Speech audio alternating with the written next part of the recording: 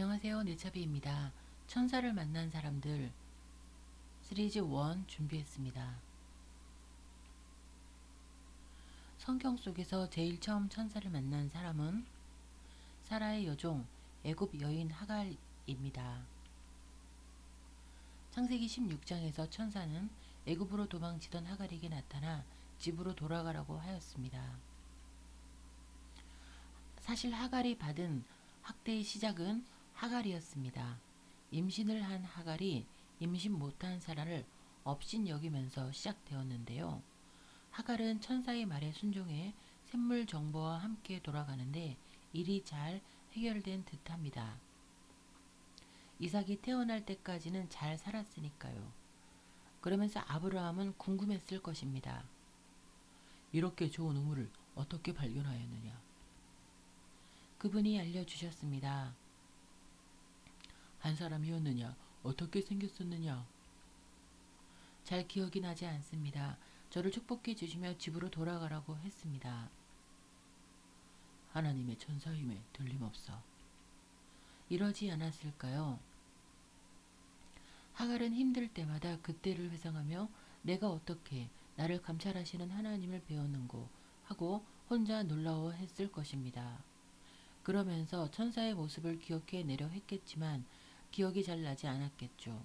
천사의 모습에 대한 설명이 없는 걸 보면 그렇다는 얘기입니다. 창세기에는 천사가 총 8번 등장합니다. 이제 나머지 7번 누가 천사를 만났는지 보겠습니다. 천사를 두 번째로 만난 이는 아브라함과 사라입니다. 창세기 18장에서인데요. 두 천사가 하나님과 함께 아브라함을 방문해 식사 대접을 받고 만족해 했으며 떠납니다. 떠나는 길에 하나님께서 아브라함에게 소돔과 고모라에 있을 일을 알려주죠. 여기서 두 천사가 천사라는 얘기는 사실 창세기 18장에는 나오지 않습니다. 단지 두 사람이 소돔으로 갔는데 창세기 19장에서 두 천사가 소돔으로 왔다라고 하였기에 그들을 동일 인물로 보고 천사라고 결론 지은 것입니다. 천사를 세 번째로 만난 이들은 롯의 가족과 소돔 사람들이었습니다. 창세기 19장인데요. 여기서 그 두 천사는 소돔에 사는 아브라함의 조카 롯을 멸망 전에 구해주러 간 거죠. 그때 천사들은 소돔 사람들에게 곤욕을 당할 뻔했습니다. 천사들도 일하기가 쉽지 않아 보입니다. 어쩌면 하갈을 만난 천사는 그때 직접 우물을 팠었는지도 모릅니다. 어쩌면 여러 군데 팠었을지도 모르죠. 하나님도 아브라함을 만났을 때 의인들을 악인과 균등히 대하려 하신다며 항의를 받았고 하나님의 공의를 의심받으며 혼이 났습니다. 천사들은 더 힘들었겠죠. 그래서였을까요? 성경에서 네 번째, 다섯 번째 천사의 등장에는 천사들이 사실은 나오지는 않습니다. 무슨 얘기냐고요? 천사들은 하늘에서 땅으로 내려오지 않고 그냥 하늘 위에서 일처리를 한 것입니다. 그 네 번째 천사의 등장 보겠습니다. 창세기 21장인데요. 이삭이 태어난 뒤 하갈은 이스마엘과 함께 쫓겨나 길을 잃고 브엘세바 광야에서 방황을 하죠. 그러던 중 가죽 부대에 물이 떨어지고 마는데요. 사막 같은 광야에서 물이 한 방울도 없는 상황은 공포 그 자체일 것입니다. 하갈은 이스마엘을 떨기나무 그늘에 두고 화살을 쏘면 떨어지는 거리쯤 떨어져서 목 놓아 울었습니다. 그러니까 이 그림은 좀 틀린 거예요. 하갈은 조금 떨어져서 아들이 듣지 못하게 이제 하고 혼자 울었겠죠. 그때 천사는 하늘에서 내려오지 않고 그냥 하늘에서 하갈을 부르며 말했습니다. 하갈아. 그러면서 하갈에게 울고 있지만 말고 일어나라. 일어나서 아이도 일으키라고 하였습니다. 엄마 하갈이 울고만 있는 동안 아이 이스마엘은 하나님께 기도를 하고 있었던 것입니다. 하나님은 이스마엘의 기도를 들으셨고 이스마엘에게 하셨던 약속대로 큰 민족을 이루어 주시겠다고 하셨습니다. 천사의 메시지이죠. 그리고 하나님께서 하갈의 눈을 밝히시고 숨어있는 샘물을 보게 하신 겁니다. 응.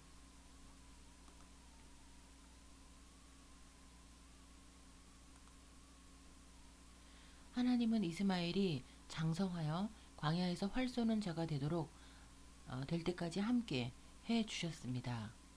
천사는 끝까지 땅에 내려오지 않고 나타나지도 않았습니다. 이것이 천사의 네 번째 등장입니다.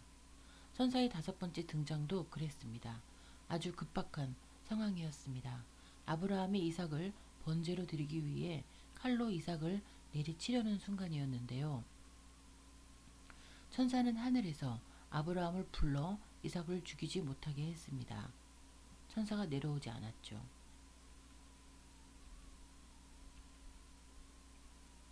그리고 그곳에 이삭을 대신할 수양 한 마리를 보냈는데 도망가지 못하도록 수풀에 뿔을 걸어 묶어 두었죠. 천사의 여섯 번째 등장은 창세기 28장 야곱의 꿈속입니다.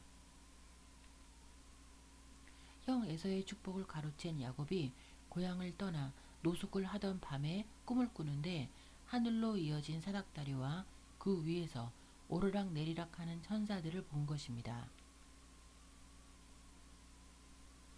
야곱은 또 천사들 외에 하나님도 보았고 함께 해주시겠다는 축복도 받았습니다. 창세기 성경은 이처럼 천사와 하나님을 구별해서 기록하고 있음을 볼 수 있죠. 천사의 일곱 번째 등장도 야곱의 꿈속에서였습니다. 천사는 야곱에게 품삯을 10번이나 변개한 삼촌 라반을 떠나 고향으로 돌아가라고 하였습니다. 이에 야곱은 라반을 떠나 고향으로 출발했는데요. 그 길에서 많은 무리의 천사들을 또 만납니다. 이것이 여덟 번째 천사의 등장이며 창세기에서는 마지막 등장이죠. 마지막 천사의 등장은 꿈이 아니라 현실에서였습니다. 창세기에는 총 8번의 천사의 등장이 있었습니다. 처음에는 하나님이 직접 오셔서 아담과 하와와 가인 그리고 노아, 아브라함을 만나 주시다가 하갈, 아브라함의 조카 롯처럼 성경의 주요 인물, 다시 말해 믿음의 사람들이 아닌 사람들을 만나야 하실 때에는 하나님이 직접 안 오시고 천사들을 보냈음을 알 수 있습니다. 그런데 천사들이 너무 힘들었는지 처음에는 땅에 내려왔었는데 나중에는 하늘에서 내려오지 않고 전화로 통화하듯이 하늘에서 대화만 한 것입니다. 그리고 그 뒤에는 꿈에서 나타나서 메시지를 전합니다. 점점 멀어지는 것 같습니다. 하나님의 일이 너무 힘들었었던가 봅니다. 창세기 이후로 하나님은 천사들 외에 선지자들을 불러 쓰시기도 하셨습니다. 그러나 선지자들도 힘들다고 하나님께 하소연을 했습니다. 그리고 그것은 엄살이 아니라 팩트였습니다. 출애굽기 4장 10절 13절 하나님의 부르심을 입은 모세도 하나님께 이렇게 얘기했었죠. 주여 나는 입이 뻣뻣하고 혀가 둔한 자니이다. 보낼 만한 자를 보내소서. 다른 사람 알아보라고 하는데요. 선지자 요나는 하나님께서 니느웨로 가라는 이제 명령을 주었는데 다시스로 도망을 갔었습니다. 또 선지자 예레미야도 1장 6절에서 하나님이 부르셨을 때 주여 보소서 나는 아이라 말할 줄을 알지 못하나이다 하고 선지자 일을 사양했었습니다. 열왕기상 19장 4절 선지자 엘리야도 자신의 능력 부족을 탓하며 선지자 명예퇴직을 요청했습니다. 이렇게 되어 있죠. 로뎀나무 아래 앉아서 죽기를 구하여 가로되 여호와여 넉넉하오니 지금 내 생명을 취하옵소서. 나는 내 열조보다 낫지 못하나이다 하고 누워 잠만 자죠. 그러니까 하나님도 힘드신 거예요. 이런 말들을 들었을 때 하나님의 심정은 이사야 6장 8절 말씀과 같지 않았을까요? 내가 누구를 보내며 누가 우리를 위하여 갈고. 가겠다고 나서는 사람은 많지 않았던 것 같습니다. 예수님도 이렇게 말씀하셨습니다. 마태복음 9장 37, 38절. 추수할 것은 많되 일꾼은 적으니 그러므로 추수하는 주인에게 청하여 추수할 일꾼들을 보내어 주소서 하라.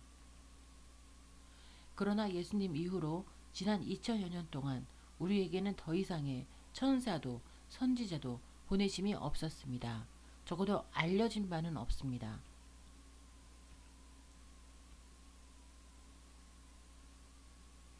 야곱이 보았던 그 많은 천사들에게 무슨 일이 있었던 것일까요?